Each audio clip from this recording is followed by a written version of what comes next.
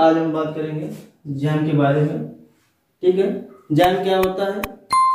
Jam जो है pectin और अम्ल युक्त गूदे से बनाया जाता है। ठीक है, चीनी का जो है एक निश्चित अनुपात लेकर और एक निश्चित अनुपात में उबाल कर तैयार किया जाता है, जो कि जब तैयार हो जाता है तो इसकी जो संरचना होती है हलवे के आकार की होती है। तो परिभाषा देख लेते हैं क्या होगी। जैसे कि परिभाषा लिखना है तो क्या लिखेंगे? जब किसी फल के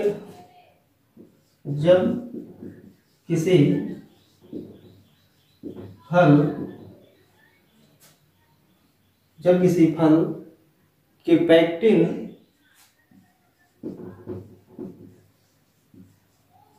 और अम्ल युक्त गूदे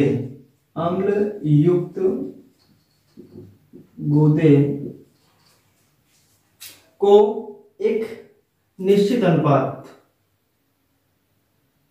जब किसी फल के पैक्टिन और अम्ल युक्त गूदे को चीनी के एक निश्चित अनुपात में एक निश्चित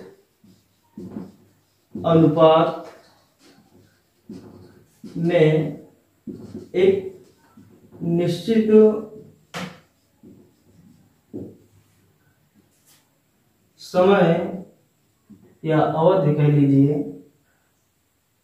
पर उबाल कर तैयार किया जाता है।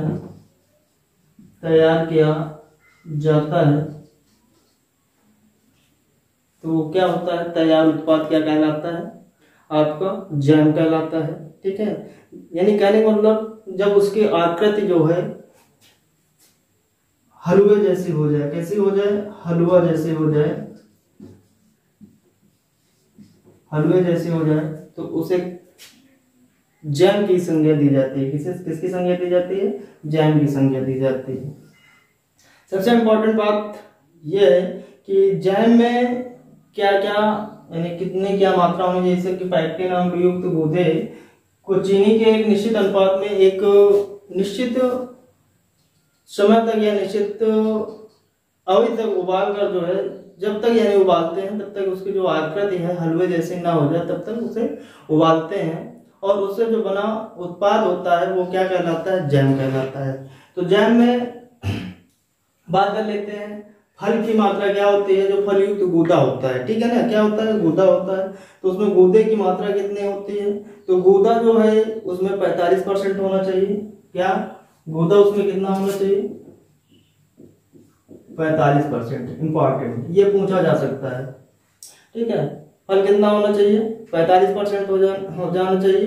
ठीक है, और जो उसमें अम्ल की मात्रा होती है, अम्ल की मात्रा कितनी होनी चाहिए? अम्ल की मात्रा जो है 0.5% से 0.6% होनी चाहिए। कितनी होनी चाहिए? 0.5 से 0.6% होनी चाहिए। फिर उसके बाद TSS की बात कर लेते हैं। तो TSS कितना होना चाहिए? तो इसका जो TSS है 68% होना चाहिए। कितना होना चाहिए? TSS कितना होना चाहिए? 68% होना चाहिए। ठीक है, तो ये इसकी जो है TSS यानी TSS क्या होता है? कुल विलेय ठोस होता है। TSS 68% होना चाहिए। अम्लता जो है 0.5 से 0.6% होनी चाहिए। और उसके बाद इसमें एक बिंदु और होता है, एक एंड पॉइंट टेस्ट होता है। ठीक है ना, ये कितना हो तो आप जानेंगे। जैसे कि अंतिम बिंदु परीक्षण किया जाता है कि ये जैम बना कि नहीं बना। कैसे जानेंगे? जब एंड पॉइंट जो है आपका 68 से 70 अंश ब्रिक्स आ जाए। एंड पॉइंट कितना? 68 से 70 अंश ब्रिक्स हो जाए तो समझना चाहिए कि जो है हलवा तैयार है। ठीक है, ये मानक किसके द्वारा दिया गया है? FPO फल उत्पाद आदेश के अनुसार दिया गया है। FPO ये कब आया? 1955 में आया। ठीक है, तो सीधी सी बात, जैम में जान लिया क्या क्या होना चाहिए। पैक्टिन और अम्ल युक्त गूदा होना चाहिए। गूदे की मात्रा 45% होनी चाहिए। अम्लता कितनी होनी चाहिए? 0.5% से 0.6% होनी चाहिए। TSS कितना होना चाहिए? 68% होना चाहिए। TSS कुल ठोस विलेय। फिर एंड पॉइंट कितना होना चाहिए? एंड पॉइंट जो है 68% होना चाहिए, 68 से 70% होना चाहिए। कितना होना चाहिए? 68 से 70% होना चाहिए। ठीक, ये कुछ इंपॉर्टेंट बातें थी कि जैम के लिए क्या क्या होना चाहिए। गुदा होना चाहिए, अम्लता होनी चाहिए, जो भी फल का प्रयोग करेंगे, ठीक है, उसमें जो है इतनी सारी चीजें होनी चाहिए। क्लियर। फिर इसमें जो है पैक्टिन, एक चीज और है, पैक्टिन रह गई है। पैक्टिन, पैक्टिन का कंटेंट कितना होना चाहिए? जैसे कि पूछा, जैसे हमने बताया कि परिभाषा में पैक्टिन और अम्लयुक्त गुदा होना चाहिए, तो पैक्टिन की जो मात्रा है 0.5 से 1% होनी चाहिए। कितनी होनी चाहिए? ये जो है पैक्टिन की मात्रा होनी चाहिए। ठीक है, तो ये थे इससे रिलेटेड। फिर इसके बाद इसमें बात कर लेते हैं, जैसे जैम हमने बनाया है तो इसको प्रिजर्व करने के लिए क्या प्रयोग करेंगे? तो सोडियम बेंजोएट का प्रयोग करेंगे। किसका प्रयोग करेंगे? सोडियम बेंजोएट का प्रयोग करेंगे। प्रति केजी कितना? 1 किलोग्राम के लिए कितना प्रयोग किया जाएगा? 0.5 ग्राम प्रयोग किया जाएगा। क्लियर इतनी बात? तो ये हो गया आपका जैम। ठीक, इसी प्रकार जेली की बात कर लेते हैं।